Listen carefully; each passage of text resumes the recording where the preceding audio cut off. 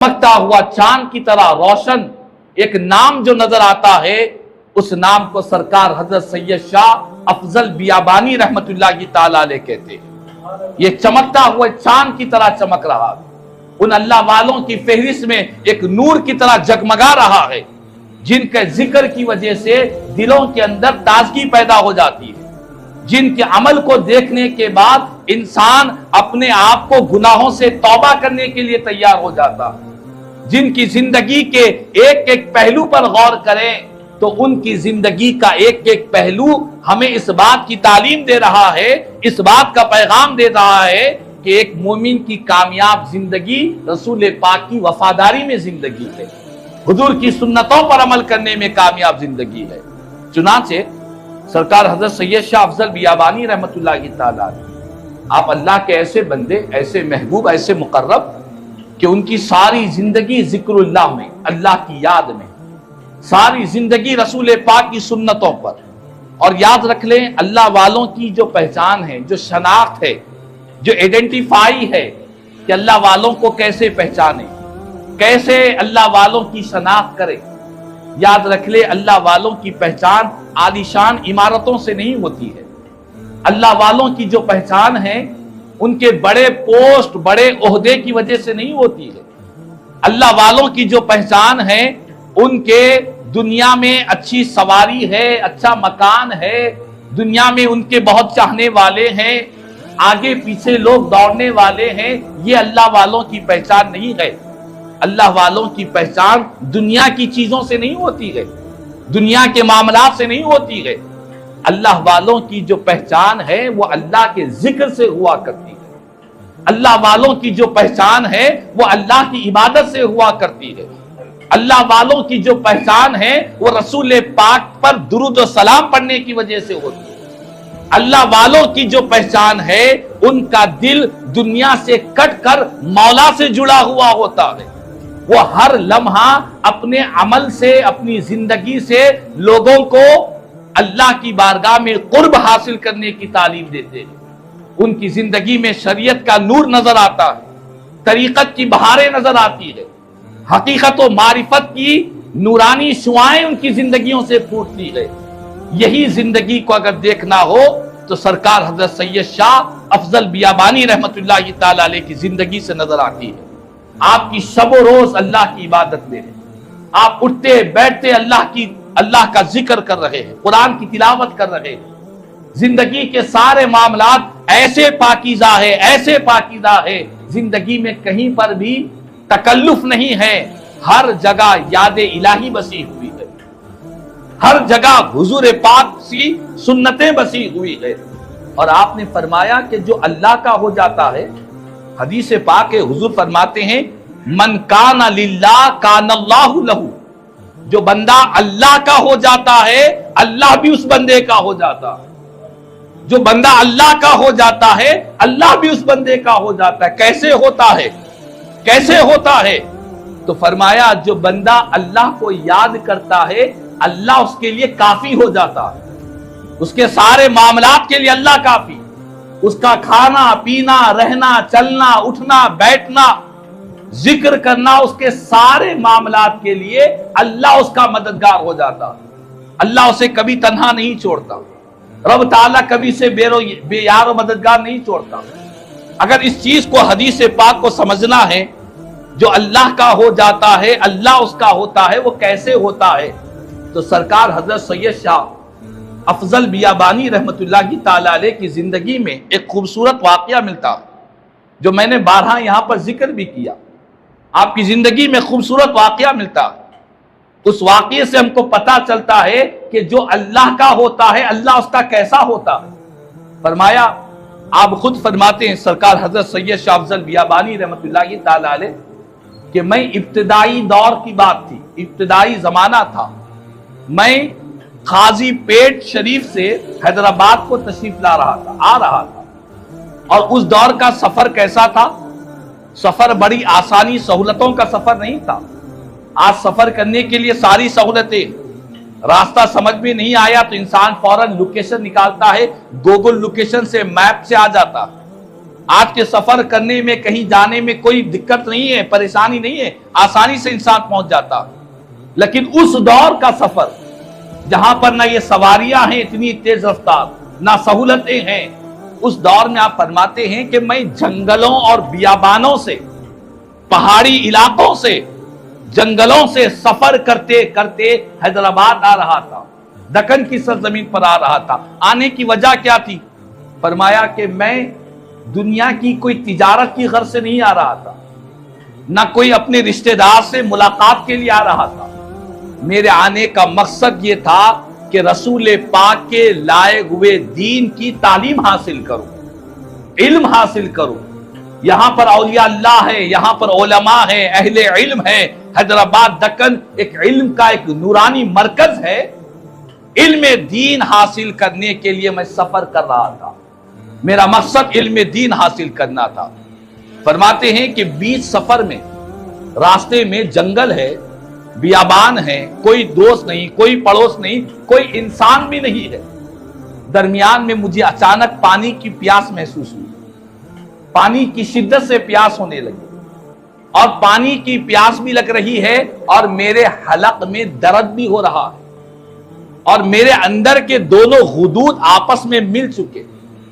मैं बेचैन था तकलीफ के मारे। जंगल का सफर है, कोई साथी नहीं है। फरमाया कि मैं उस पानी के लिए कुएं के पास पहुंचा।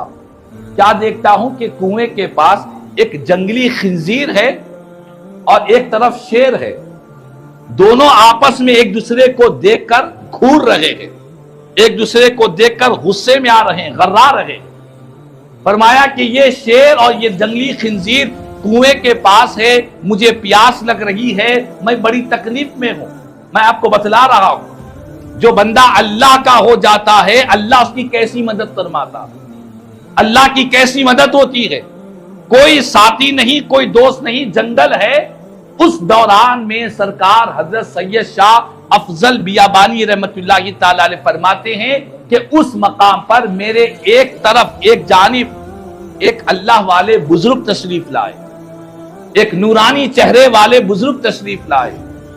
चेहरे से नूर के आसार टपक रहे थे, नूर की शुआएं निकल रही थी।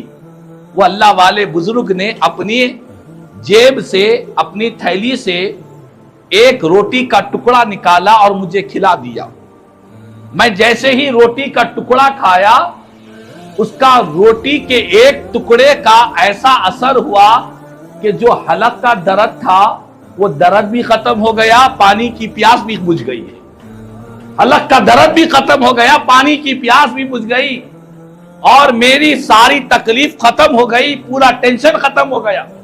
उसके बाद फरमाते हैं कि उस जंगल और बियाबान में तारीख की किताबों में लिखा है, वो जो मदद फरमाने के लिए आए थे ये कोई आम इंसान नहीं थे, बल्कि अल्लाह के वो नेक और साले बंदे थे जिनको दुनिया हजरत खिज़र अलैहिस्सलाम कहा करती है। हजरत खिज़र अलैहिस्सलाम जिनका जिक्र कुरान में बयान किया गया कि जिनकी सोहबत में हजरत मूसा अलैहिस्सलाम, खिज़र अलैहिस्सलाम का मशहूर वाक़या सूरह कहफ में मौजूद है। वो हजरत खिज़र अलैहिस्सलाम जो भटके हुओं को रास्ता दिखाते हैं, जो अल्लाह के वलियों से मुलाकात करते हैं, फरमाया वो मेरी मदद के लिए आए और वो मदद के लिए खुद से नहीं आए, अल्लाह ने उनको मेरी मदद के लिए भेजा है। तो इसीलिए फरमाया मेरे आका ने, मन कान लिल्लाह कान अल्लाहु लहू, जो अल्लाह का हो जाता है अल्लाह उसका हो जाता है। ये तो सरकार हजरत सैयद शाह अफजल बियाबानी रहमतुल्लाहि ताला अलैह की जिंदगी की बात सुना रहा हूं। आज भी, आज के दौर में, आज के जमाने में, आज के हालात में भी अगर कोई सच्चा मुखलिस बंदा, कोई सच्चा मुखलिस, रसूल पाक का सच्चा वफादार उम्मती, आज के दौर में भी अगर कोई मुसीबत में, तकलीफ में गिरफ्तार हो, तब भी अल्लाह ताला अपने करम से उसकी भी मदद फरमाया करता। तो खुदा के करम के दरवाजे बंद नहीं हुए। ऐसा नहीं कि सिर्फ औलिया अल्लाह के लिए ही अल्लाह ताला करम फरमाता है। फरमाया कि नहीं, जो औलिया के पैरोकार है अल्लाह उन पर भी करम फरमाया करता है। जो औलिया के सच्चे वफादार है उनके मिशन को लेकर आगे बढ़ रहे, उनका मिशन دنیا کمانا نہیں، مال کمانا نہیں، عزت کمانا نہیں، ان کا مشن دنیا میں کوئی مقام مرتبہ حاصل کرنا، یہ اولیاء اللہ کا مشن نہیں ہے۔ اولیاء اللہ کا مشن یہ ہے کہ اللہ کو راضی کرنا، اللہ کے رسول کو راضی کرنا، رسول پاک کے لائے ہوئے دین کو لوگوں میں عام کرنا۔ بزرگان دین کی زندگیاں یہی بتلاتی ہے، اور یہی پیغام حضرت سید شاہ افضل بیابانی رحمت اللہ کی تعالی علیہ نے دیا کہ آپ علم کی طلب کے لیے نکلے، حیدرآباد کو تشریف لائے۔ یہاں پر آپ نے کافی وقت علم حاصل بھی کیا اور دوسروں کو علم پھیلایا بھی، علم سکھایا بھی۔ مصیبتیں آئی، تکلیفیں آئی، زندگی میں آزمائشیں آئی، امتحانات آئے، لیکن انہوں نے ان مصیبتوں آزمائشوں سے ڈر کر راستے کو چھوڑا نہیں، بلکہ اس پر اور ثابت قدم رہے اور مضبوط کے ساتھ رہے۔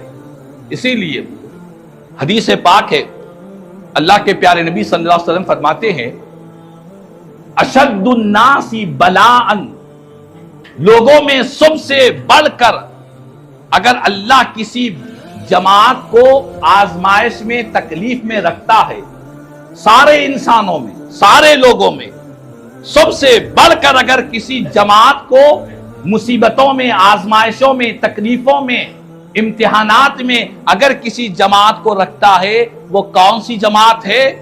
حضور فرماتے ہیں وہ نبیوں کی جماعت ہے، وہ رسولوں کی جماعت ہے۔ کیوں؟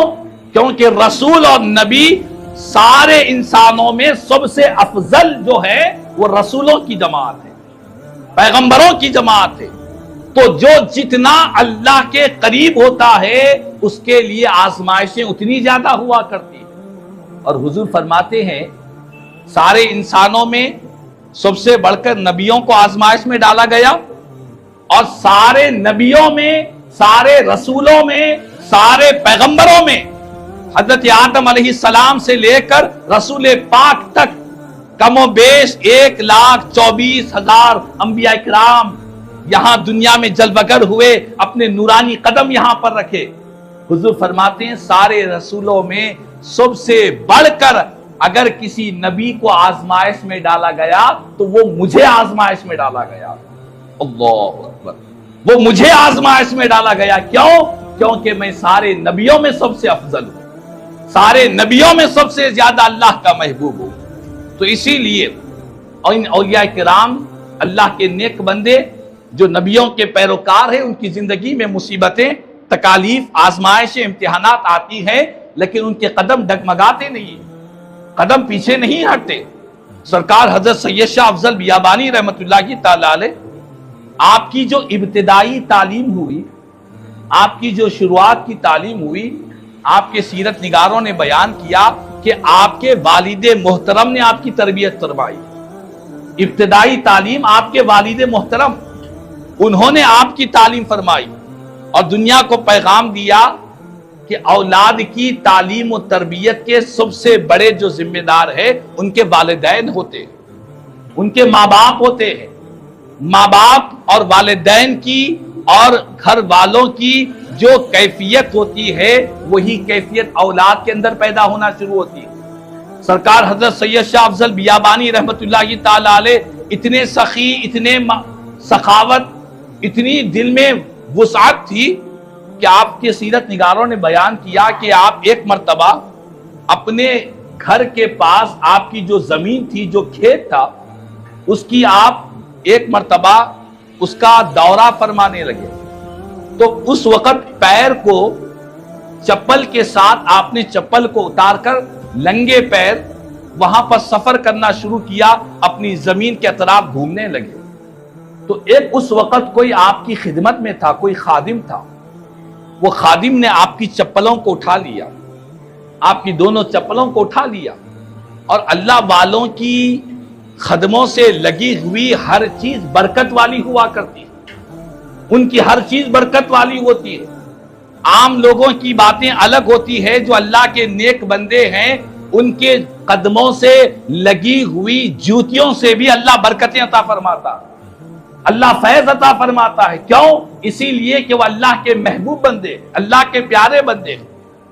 ہم نے دیکھا سرکار عطائے رسول ہند الولی سرکار غریب نواز سرکار خواجہ معین الدین چشتی اجمیری رحمت اللہ تعالی علیہ کی چپل کا وہ واقعہ کہ آپ نے ایک مرتبہ اپنی جوتیوں کو آپ نے ایک جماعت کو دیکھا، میرے غریب نواز نے ایک جماعت کو دیکھا کہ جو آگ کی پوجا کر رہی ہے، عبادت کر رہی ہے۔ آپ نے کہا کہ تم آگ کی پوجا کر رہے ہو، اس کی عبادت کر رہے ہو؟ کہا کہ انہوں نے کہا کہ ہاں ہم آگ کی عبادت کرتے ہیں۔ کہا کیوں؟ کہا کہ اسی لیے کرتے ہیں کہ یہ آگ ہم کو قیامت کے دن جلائے نہ، آگ ہم کو تکلیف نہ دے، آگ ہم کو اذیت نہ دے، اسی لیے ہم اس کی پوجا کر رہے ہیں، اس کی عبادت کر رہے ہیں۔ میرے غریب نواز نے فرمایا آگ کی پوجا اس لیے کر رہے ہو؟ فرمایا کہ یہ آگ جلانے والی ہے، ٹھنڈی ہونے والی ہے، یہ فیصلہ کرنے والی ذات تو اللہ کی ذات ہے۔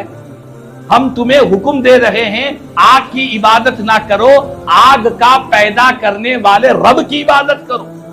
میرے غریب نواز نے فرمایا تو انہوں نے کہا کہ ٹھیک ہے، اگر آپ اپنے رب کی عبادت کرنے پر اتنا آپ کو بھروسہ ہے، فرمایا کہ ٹھیک ہے، آپ اس آگ کے اندر داخل ہو جاؤ، اس آگ کے اندر داخل ہو جاؤ۔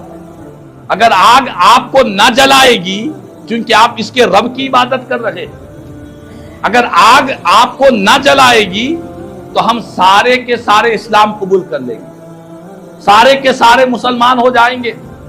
میرے غریب نواز نے جب یہ بات سنی کہ وہ مسلمان ہونے کی بات کر رہے، اسلام لانے کی بات کر رہے، اسی وقت سرکار غریب نواز نے اپنی جوتیوں کو نکالا، قدموں سے اپنی جوتیوں کو نکالا، کہا کہ معین الدین کو آگ جلانا تو بہت دور کی بات ہے، معین الدین کی جوتیوں کو بھی آگ نہیں چھو سکتی ہے، معین الدین کی جوتیوں کو بھی آگ نہیں چھو سکتی ہے۔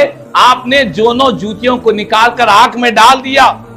جیسے ہی آگ میں ڈالنا تھا، تاریخ اور سیرت کی کتابیں گواہ ہے کہ دنیا نے اپنی آنکھوں سے دیکھا کہ جو آگ دہک رہی تھی، جلا رہی تھی، جیسے ہی غریب نواز کی جوتیاں چلی گئی، کچھ ہی دیر میں وہ آگ بجھ گئی، اور دیکھا گیا تو غریب نواز کی آگ جلانا تو دور کی بات ہے، ان کے قدموں کی جوتیوں کو آگ کی بھاپ بھی نہیں لگی ہے، آگ کی دھواں بھی ان کی جوتیوں کو نہیں لگا۔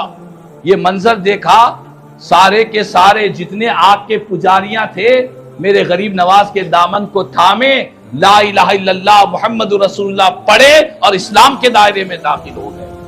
تو یہ اولیاء اللہ کا فیضان ہے۔ تو سرکار حضرت سید شاہ افضل بیابانی رحمت اللہ تعالی علیہ جوتی اٹھانے والے کو فرمایا کہ یہ جتنی زمین ہے ساری زمین میں تیرے حوالے کر دیتا ہوں، ساری زمین تیرے حوالے کر دیتا ہوں، کیونکہ تو اللہ کے ولی کی خدمت فرمایا ہے۔ اللہ اکبر، ماشاءاللہ۔